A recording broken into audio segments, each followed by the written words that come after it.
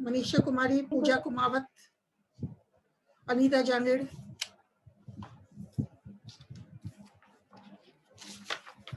लता यही, लता पिंकी चौधरी, पूजा कुमावत,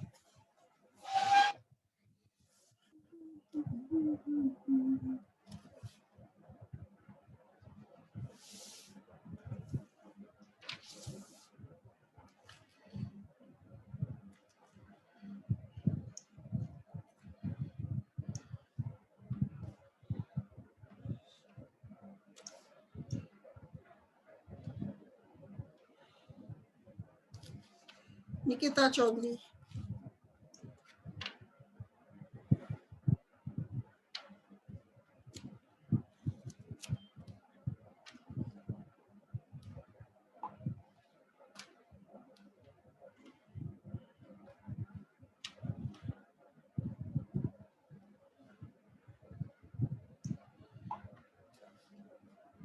सृष्टि गोयल,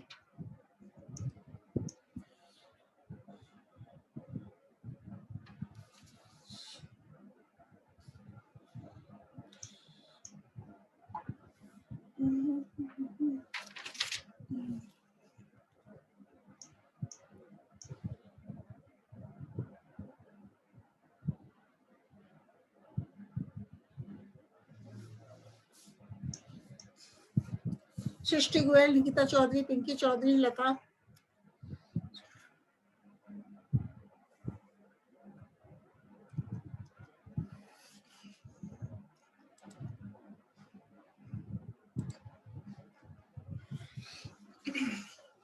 बेटा अपन स्टार्ट करते हैं।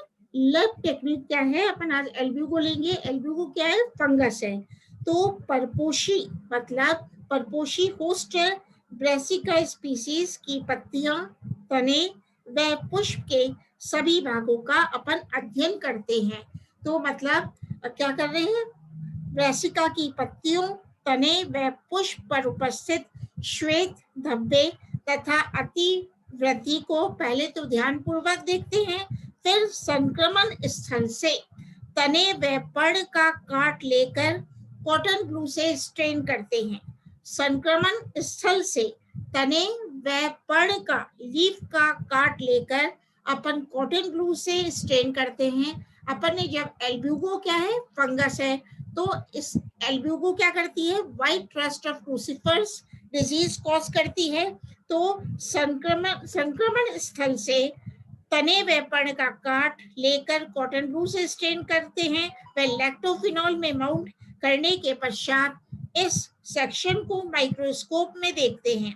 तो पर्ण में अलैंगिक जनन अवस्था कोनिडिया तथा तने में लैंगिक जनन अवस्थाएं पुंधानी, अंडधानी व निषिक्तांड का अध्ययन करते हैं।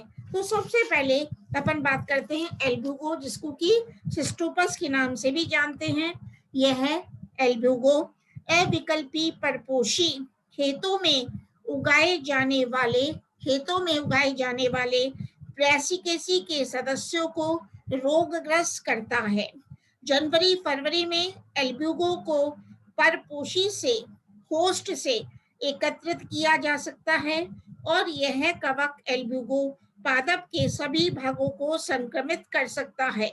तो संक्रमण के प्रारंभ में यह एल्ब्यूगो कवक पत्तियों व पादप के शेष भाग पर सफेद चूर्ण के रूप में दिखाई देता है। अतः यह व्हाइट रस्ट श्वेत किट कहलाता है और Albugo white rust of crucifers disease फैलाता है। तो एक स्लाइड शेयर कर रही हूँ, क्लासिफिकेशन लिखेंगे जब अपन किसी प्रैक्टिकल में करते हैं। तो सबसे पहले क्या देखते हैं बेटा, क्लासिफिकेशन, जो कि अंत में लिखते हैं। तो एल्ब्यूगो में जगत क्या है, माइकोटा। माइकोटा में एल्ब्यूगो को क्यों रखा है, क्योंकि एल्ब्यूगो नामक कवक में क्लोरोफिल का अभाव होता है और सेल वॉल कोशिका भित्ति, सेल वॉल कोशिका भित्ति, एक बार एडमिट कर देती हूँ इनको। एल्ब्यूगो को माइकोटा में इसलिए रखा है क्योंकि जो कोशिका भित्ति है, एक बार खुशबू आई है, इनको एडमिट कर दे। एल्ब्यूगो को जगत माइकोटा में रखा है क्योंकि क्लोरोफिल का अभाव होता है और कोशिका भित्ति फंगल सेलुलोज की बनी होती है और डिवीजन, कौन से डिवीजन में एल्ब्यूगो को रखा है? You mycota. यू माइकोटा में क्यों रखा है एल्ब्यूगो को? क्योंकि कोशिका भित्ति सेल वॉल उपस्थित होती है, कोशिका भित्ति उपस्थित होती है। और मस्टिगोमाइकोटिना में क्यों रखा है एल्ब्यूगो को? क्योंकि चल बीजाणु उपस्थित होता है। और क्लास कौन सी है? क्लास अपन याद करते हैं oomycetes. Why albugo has been placed in the class Oomycetes? Because biflagellate जो spores are found, क्योंकि द्विकशाभिकी चल बीजाणु एल्ब्यूगो में पाए जाते हैं, इसलिए एल्ब्यूगो को ओमाइसिटीज क्लास में रखा गया है। और ऑर्डर क्या है बेटा? गण पेरिनोस्पोरेल्स। तो चल बीजाणु द्वारा अलैंगिक जनन एल्ब्यूगो करता है। एल्ब्यूजिनेसी फैमिली में एल्ब्यूगो को रखा गया है। क्यों रखा गया है? आप एक दो कैरेक्टर्स प्रैक्टिकल की बुक में लिखते हो, क्योंकि संकोशिकीय कवक जाल एल्ब्यूगो में पाया जाता है और एल्ब्यूगो के कोनिडिया तलाभिसारी क्रम में लगे हुए होते हैं। अब अपन कौन से जीनस की बात कर रहे हैं जो प्रैक्टिकल में आप लिखोगे? Albugo Candida. तो ये लिखोगे एल्ब्यूगो कैंडिडा, यह अविकल्पी परजीवी है और यह एल्ब्यूगो जड़ को संक्रमित नहीं करता। और एल्ब्यूगो कैंडिडा पत्तियों पर श्वेत किट व्हाइट रस्ट वह संक्रमण उग्र होने पर अतिवृद्धि प्रदर्शित करता है। तो बेटा ये मैंने दिखाया है आपको asexual reproductive organs of Albugo. तो आप अपनी प्रैक्टिकल फाइल में अपन जब संक्रमित पत्ती का काटते हैं और इसको कॉटन ब्लू से स्ट्रेन करते हैं और उस संक्रमित पत्ती पे क्या होते हैं? कोनिडिया लगे होते हैं। तो अपन asexual reproductive organs of Albugo में ऐसा डायग्राम अपन बनाएंगे प्रैक्टिकल की बुक में, जो आप लोगों ने कईयों ने तो बना लिया है। तो देखो ये तो एपिडर्मिस है और कोनिडियोफोर आपको दिखेंगे सेक्शन काटने पर और उसके ऊपर कोनिडिया लगे हुए हैं। तो मैंने बताया तलाभिसारी क्रम में लगते हैं। तो आप ये डायग्राम भी प्रैक्टिकल बुक में लगाओगे। A single conidiophore with conidia, youngest conidium, सबसे युवा कोनिडियम आप देख रहे हो चित्र में क्या बनाया है? सबसे नीचे बनाया है बेस पे आधार पे, और ओल्डेस्ट कोनिडियम शीर्ष पे बनाया है। तो इसको कहते हैं तलाभिसारी क्रम में। इसको क्या कहते हैं अपन? तलाभिसारी क्रम में कोनिडिया लगे हुए हैं। मतलब the oldest conidia is found at the top and the youngest conidium is found at the base, so it is called as basipetal succession। तलाभिसारी क्रम में कोनिडिया व्यवस्थित होते हैं। तो अब अपन लैब टेक्निक तो मैंने शुरू में बताई दी। अब अपन देखते हैं कि इसकी कायिक संरचना कैसी होगी। ये भी आप प्रैक्टिकल में कुछ पॉइंट्स लिखोगे। तो एल्ब्यूगो का कवक जाल अंतराकोशिकीय अति विकसित तथा शाखन युक्त होता है। यह छोटे गोल चूषकांग उत्पन्न करके परपोषी कोशिकाओं से पोषण प्राप्त करते हैं। चूषकांग के गोल भाग में mitochondria, ribosomes, lipid, endoplasmic reticulum पाए जाते हैं। अब अलैंगिक जनन की बात करते हैं। तो अलैंगिक जनन का आप डायग्राम देखो जो आप प्रैक्टिकल में बनाओगे। तो इसमें मैच्योर क्या दिखाया हुआ है? एल्ब्यूगो मैच्योर oospore दिखाया है, लेकिन ये तो है लैंगिक जनन। एंथ्रीडियम देख रहे हो आप और oogoreum देख रहे हो। ठीक है, इसमें अपन अब किसकी बात करेंगे एल्ब्यूगो में? अलैंगिक जनन, एसेक्सुअल रिप्रोडक्शन। तो एल्ब्यूगो में एसेक्सुअल रिप्रोडक्शन की कुछ पॉइंट्स आप लिखोगे।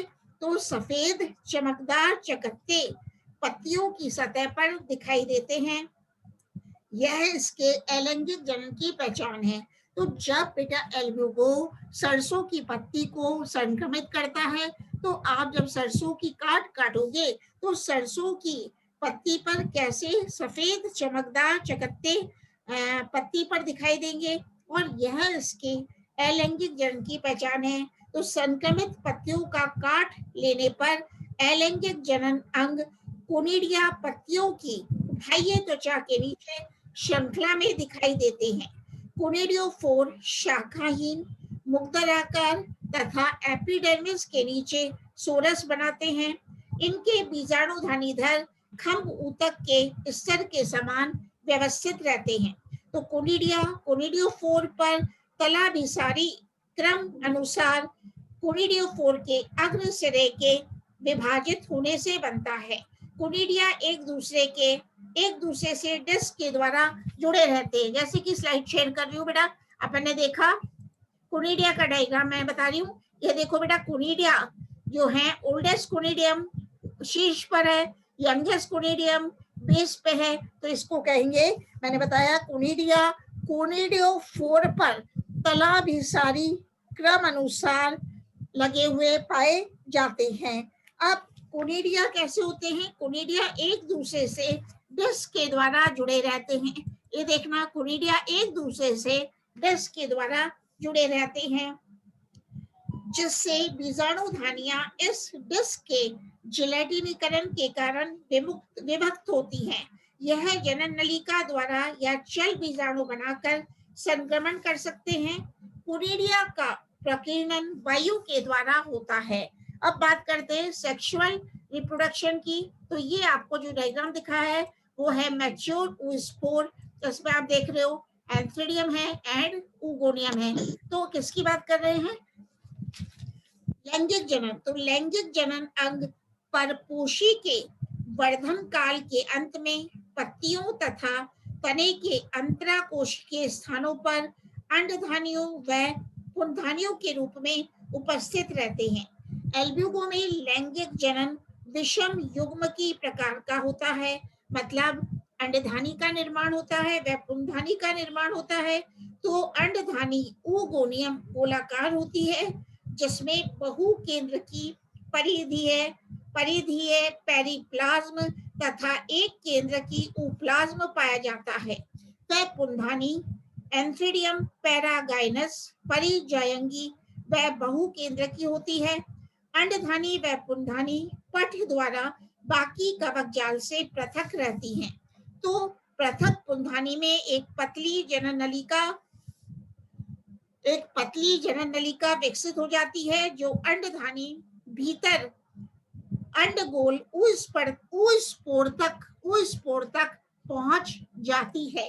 तो अपन देखते हैं, एक नर केंद्रक oospore में पहुंचकर उसके केंद्रक के साथ संयुग्मित होकर फ्यूज होकर निषेचन क्रिया संपन्न करता है और निषेचन के पश्चात अंडधानी निषिक्तांड निर्मित करती है। तो अपन को अगर ये मिलता है स्पॉटिंग में, तो स्पॉटिंग में जब प्रैक्टिकल में लक्षण लिखेंगे तो क्या लिखेंगे? जैसे कि बेटा स्पॉटिंग के बारे में आप चर्चा कर लेते हैं कॉपी में। जैसे आपको स्पॉट दिया, स्पॉट नंबर 1 है आपको सिस्टोपस, मतलब कि आंतरिक संरचना, asexual reproductive organs of Albugo लिख दिया। तो आप स्पॉटिंग की कॉपी में ये तो डायग्राम बनाओगे। कौन सा डायग्राम? ये वाला, कोनिडिया जिसमें लिख रहे हैं, और कोनिडियोफोर। और 5-6 पॉइंट्स क्या लिखोगे सिस्टोपस की लैंगिक संरचना में, जो आप कॉपी में भी लिखते हो कि ब्रासिका की निचली एपिडर्मिस के नीचे कवक तंतुओं के ऊर्ध्व बीजाणुधानीधर लगे रहते हैं। दूसरा पॉइंट, बीजाणुधानीधर, ये दिख रहे हैं ना कोनिडियोफोर, बीजाणुधानीधर के शीर्ष पर तलाभिसारी क्रम में बीजाणु कोनिडिया श्रृंखला में लगे होते हैं। यह सफेद चमकीले चकत्ते के रूप में दिखाई देते हैं। तीसरा पॉइंट लिखोगे, कोनिडिया एक दूसरे से जिलेटिनस डिस्क द्वारा पृथक रहते हैं। और चौथा पॉइंट, कोनिडिया पतली भित्ति युक्त काचाभ होते हैं, हाइलाइन होते हैं। और पांचवा, निरंतर कोनिडिया बनने के कारण एपिडर्मिस फट जाती है, वह सफेद चूर्ण बाहर दिखाई देता है, जिसके कारण ये ब्रासिका का श्वेत किट व्हाइट क्रस्ट ऑफ क्रूसिफर्स कहलाता है। तो आप एल्ब्यूगो जब स्पॉटिंग आती है बेटा, तो स्पॉटिंग में ये वाला क्लियर डायग्राम आप बताओगे और 4 या 5 पॉइंट लिख दोगे, लेकिन इसमें क्लासिफिकेशन लिखने की जरूरत नहीं है। इसी प्रकार सिस्टोपस एल्ब्यूगो की लैंगिक संरचनाएं का अगर स्पॉटिंग में रखा जाता है, तो आप वेल लेबल्ड डायग्राम बनाओगे, है ना, और 5-6 पॉइंट्स लिख दोगे। तो क्या लिखोगे? सिस्टोपस एल्ब्यूगो में विषम युग्म की लैंगिक जनन पाया जाता है। और एल्ब्यूगो में जन्नांग, कौन कौन से जन्नांग हैं? oogoनियम व एंथ्रेडियम। वर्धन काल के अंत में चिरकालिक संरचना के रूप में बनते हैं और पुंधानी व अंडधानी पृथक कवक तंतुओं किंतु आसपास के परपोषी के ऊतकों में बनते हैं। तीसरा पॉइंट, अंडधानी गोल होती है, इसके मध्य में डिंब द्रव्य व परिधि पर परिद्रव्य पाया जाता है और डिंब द्रव्य का मतलब है ऊप्लाज्मे एक केंद्रक मादा युग्मक के रूप में पाया जाता है। वह पुंधानी लंबी, सकड़ी, परिजायंगी, हल्की वक्रित व अंडधानी के पास कवक तंतु के शीर्ष से निर्मित होती है। अब ये डायग्राम बना लेने पे और 4-5 पॉइंट लिखने देने पे स्पॉटिंग आपकी कंप्लीट हो जाती है। और नेक्स्ट पॉइंट, पुंधानी व अंडधानी के आधार पर पट पाया जाता है जो इन्हें शेष कवक जाल से पृथक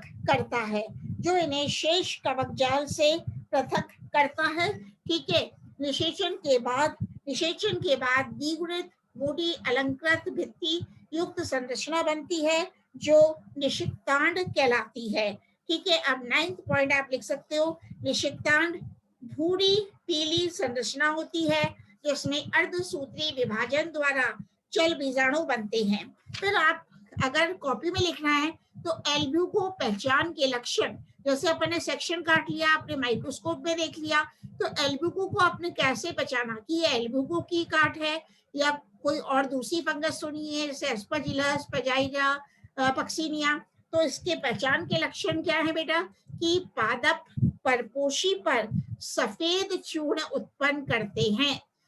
दूसरा पहचान है तना व पुष्पक्रम अति वृद्धि तथा प्रचुर उद्भवन प्रदर्शित करते हैं।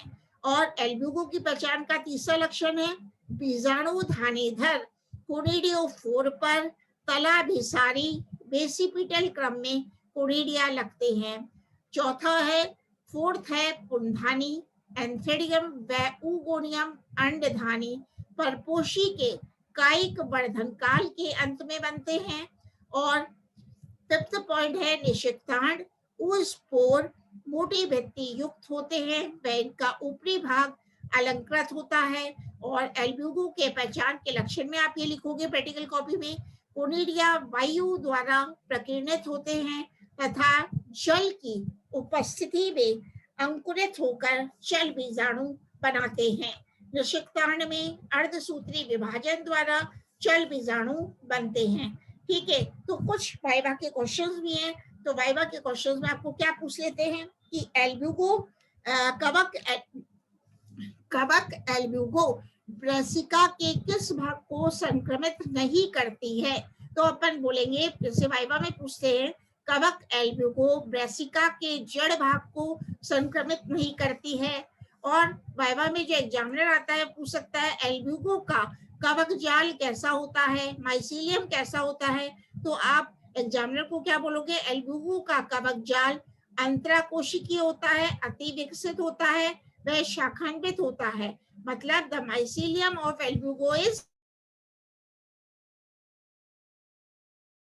का ब्रांच है, ठीक है। ये बोलोगे आप एग्जामिनर को। दूसरी स्लाइड ले लेते हैं, माइसीलियम कैसा है, एल्ब्यूको का ब्रांच माइसीलियम होता है। अब दूसरी कवक मैं स्टार्ट करती हूँ आपको, ठीक है। ये वाला तो हो गया। अब ये है पेजाइजा। अपन पेजाइजा को कैसे पहचानते हैं, क्या करते हैं। तो पेजाइजा जैसे कि आप जानते हो एस्कोमाइसिटीज के यह सदस्य एस्कोमाइसिटीज क्लास में आता है। एस्कोमाइसिटीज के ये सदस्य कप फंजाई कहलाते हैं क्योंकि इनके फलन तश्तरी या कपनुमा होते हैं। यह व्रतोपजीवी होते हैं तथा ह्यूमस युक्त, देखते हैं कट रहा है नहीं तो अनस्टेबल हो रहा है कुछ, तो है ना। यह नहीं कट रहा है तो अपन एंड कर देंगे मीटिंग को, फिर आज इतना काफी है प्रैक्टिकल में, ठीक है। देखते हैं अपन, ठीक है बेटा। यह पेजाइजा व्रतोपजीवी होता है तथा ह्यूमस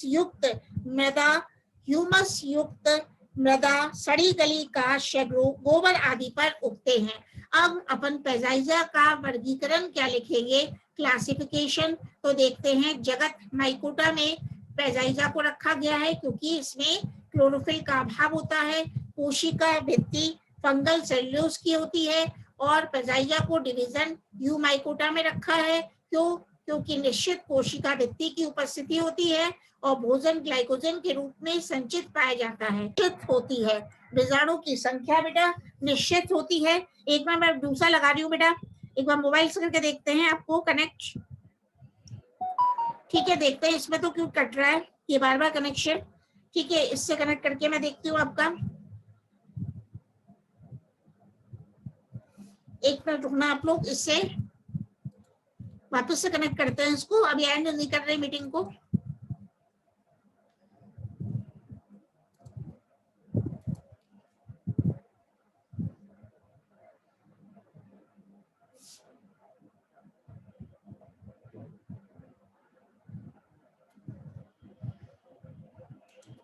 हाँ बेटा, इसके बाद देखते हैं अगर करता है तो कैसे नहीं करना चाहिए।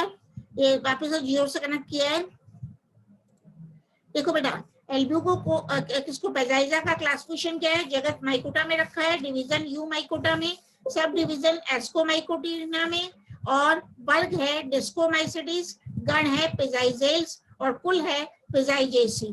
तो एस्कोमाइकोटिना सब डिवीजन में इसको पेजाइजा को क्यों रखा है? क्योंकि कवक जाल शाखित एवं पटयुक्त होता है और बीजाणु अंतर्जात होते हैं तथा एस्कस में बनते हैं।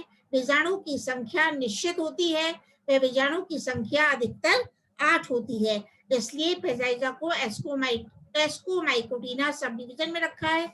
और वर्ग कौन सा है ये भी आप प्रैक्टिकल कॉपी में लिखोगे। डिस्कोमाइसिटीज क्लास में पेजाइजा को रखा है। क्यों रखा है? एस्को फलन कप पाया जाता है, तश्री या पंखे नुमा खुला हाइमीनियम होता है, जिस पर हाइमीनियम होता है जिस पर एसआई व सहसूत्र उपस्थित होते हैं। और एस्कोफलन रंगीन होते हैं, कलर्ड होते हैं। इनका रंग नारंगी, लाल, भूरा, काला, पीला या हल्का सफेद सा होता है, इसलिए पेजाइजा को क्लास डिस्कोमाइसिटीज में रखा गया है। फलन काय जो फ्रूटिक बॉडी है, मृत कार्बनिक पदार्थ तथा लाइकेन में पाए जाते हैं। ज्यादातर जातियों में कोनिडिया नहीं पाए जाते। और लैंगिक जनन सेक्सुअल रिप्रोडक्शन पेजाइजा में हिरासत होता है।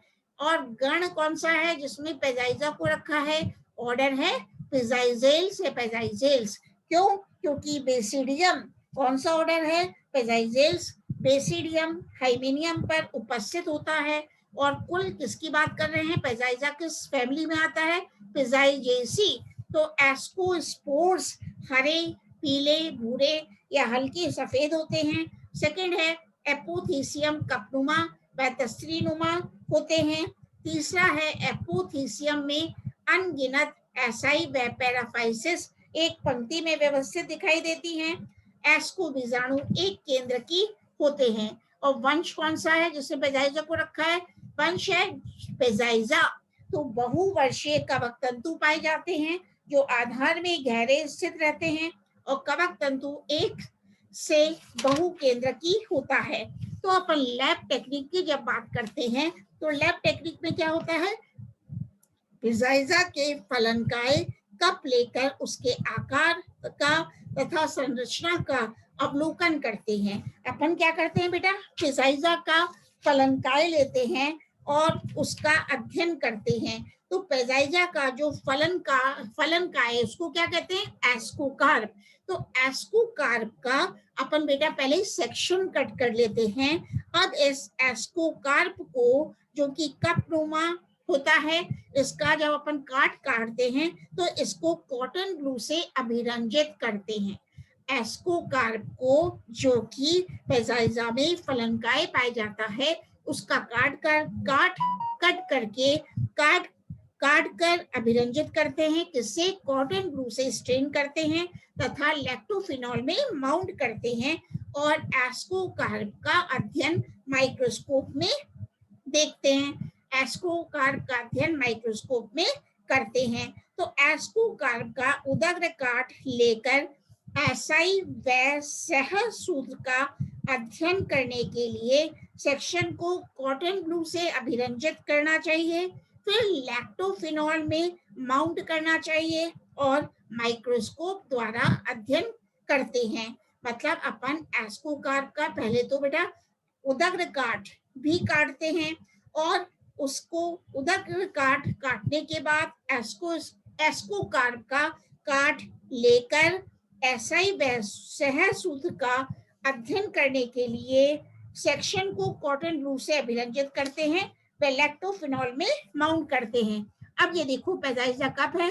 अब अपन आगे चलते हैं। लैब टेक्निक हो गई। वेजिटेटिव स्ट्रक्चर, कायिक संरचना लिखते हैं अपन। तो पैजाइजा की कायिक संरचना में कवक तंतु अत्यधिक शाखित व काचाभ होते हैं। यह पट युक्त बहुकेंद्रकी अवस्था प्रदर्शित करते हैं। कवक जाल सामान्यतः आधार के भीतर अधोस्तर तक धंसकर जटिल सघन तंत्र निर्मित कर लेता है। कवक जाल अत्यधिक शाखित व काचाभ होता है। फिर अपन प्रैक्टिकल बुक में किसमें लिखेंगे, प्रैक्टिकल फाइल में लिखेंगे पैजाइजा के एपोथीशियम की संरचना। एपोथीशियम कपनुमा होते हैं तथा इसमें कवक जाल एपोथीशियम के रूप में ही निरूपित होता है। अब एस्कोकार्प ऑफ पैजाइजा के एस्कोकार्प, तो एस्कोकार्प के उदग्र काट में एसाई व एस्कोस्पोर्स दिखाई देते हैं। एस्कोकार्प छोटा मासल 1 से 2 सेंटीमीटर व्यास तक का लगभग लाल रंग की व्रंतयुक्त संरचना होती है और यह एपोथीसियम के समान होती है। तो एस्कोकार्प में कपनुमा आकृति स्पष्ट दिखाई देती है। इस संरचना का आधारीय भाग हाइपोथीसियम कहलाता है। ये देख रहे हो आप, ये है एस्कोकार्प। इस संरचना का आधारीय भाग क्या कहलाता है, हाइपोथीसियम कहलाता है।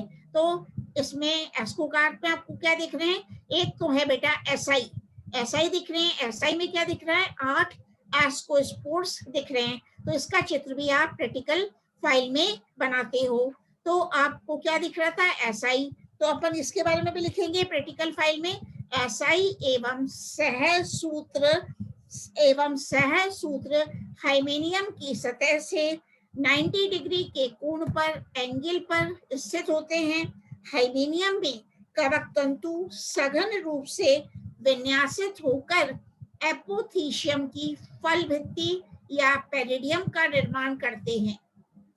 तो एसआई में ओब्लिक रूप से, तिर्यक रूप से व्यवस्थित 8 एस्कोस्पोर्स पाए जाते हैं। देखो बेटा, ये तो है एसआई और इन एसआई में क्या है, 8 एस्कोस्पोर्स पाए जाते हैं। तो एसआई में तिर्यक रूप से व्यवस्थित 8 एस्कोस्पोर्स पाए जाते हैं। यह संख्या एस्कोस्पोर्स की निश्चित होती है। तो आप जब प्रैक्टिकल फाइल में डायग्राम बनाओगे तो एस्कोस्पोर्स की संख्या निश्चित है तो 8 ही बनाओगे, नहीं कि आपने 2 एस्कोस्पोर्स बना लिए, किसी में 3 बना दिए, किसी में 8 से ज्यादा बना दिए। तो एस्कोस्पोर्स की संख्या बेटा पैजाइजा में निश्चित होती है। तो जब आप प्रैक्टिकल फाइल में बनाओगे तो 8 एस्कोस्पोर्स बनाओगे, ठीक है। तो 8 एस्कोस्पोर्स पाए जाते हैं। और एसआई में, नेक्स्ट स्लाइड में शेयर कर देती हूँ, वापस बोल देती हूँ। अब एसआई में तिर्यक रूप से व्यवस्थित 8 एस्कोस्पोर्स पाए जाते हैं। एस्कोस्पोर्स आकार में दीर्घ वृत्ताकार होते हैं, एलिप्सॉइडल होते हैं तथा एक केंद्रकी होते हैं जो उपयुक्त माध्यम पर अंकुरित होकर कवक जाल निर्मित करते हैं। तो अगर आपको एस्कोकार्प का उदग्र काट प्रैक्टिकल में आता है तो आप क्या लिखोगे, 5-6 पॉइंट लिखोगे कि एस्कोकार्प एपोथीशियम के उदग्र काट की कपनुमा संरचना होती है। एस्कोकार्प में एसआई व एस्को बीजाणु तथा सहसूत्र पाए जाते हैं। इसका रंग लाल होता है, तीसरा पॉइंट। चौथा पॉइंट, कपनुमा संरचना का आधारी भाग हाइपोथीसियम कहलाता है। पांचवा पॉइंट, कप के किनारे पर एसआई व सहसूत्र पाए जाते हैं। यह हाइमेनियम नामक नारंगी सतह निर्मित करती है। नेक्स्ट पॉइंट, एपोथीशियम की भित्ति सघन कवक तंतुओं पेरिडियम द्वारा बनती है। एसआई वह सहसूत्र हाइमेनियम की सतह से 90 डिग्री का कोण बनाते हैं। ये जरूर लिखना, एसआई वह सहसूत्र मतलब पैराफाइसिस हाइमेनियम की सतह से 90 डिग्री का कोण बनाते हैं। दीर्घ वृत्ताकार 8 एस्कोस्पोर्स एसआई में एक पंक्ति में पाए जाते हैं। ये भी लिखना है, 8 एस्कोस्पोर्स पाए जाते हैं और एस्कोस्पोर्स अंकुरित होकर कवक जाल बनाते हैं। तो पेजाइजा की पहचान के लक्षण क्या क्या हैं कि पेजाइजाई कवक है। पहला लिखोगे, यह है कपनुमा, तश्तरी या घंटी नुमा होता है। दूसरा, यह पेजाइजा लाल, भूरी, काली आदि रंग की होती है और मृतोपजीवी कवक सड़े गले कार्बनिक पदार्थों पर पाई जाती है। एस्कोकार्प में हाइपोथीशियम व हाइमेनियम पाए जाते हैं और पेजाइजा के एसआई में 8 तिरछे ओब्लिक रखे दीर्घ वृत्ताकार एस्कोस्पोर्स पाए जाते हैं। अब आपसे एग्जामिनर पूछ सकता है वाइवा में कि कौन सी ऐसी फंगस है जो कि कप फंजाई के नाम से जानी जाती है, तो आप उसे कहोगे पेजाइजा कप फंजाई के नाम से जानी जाती है।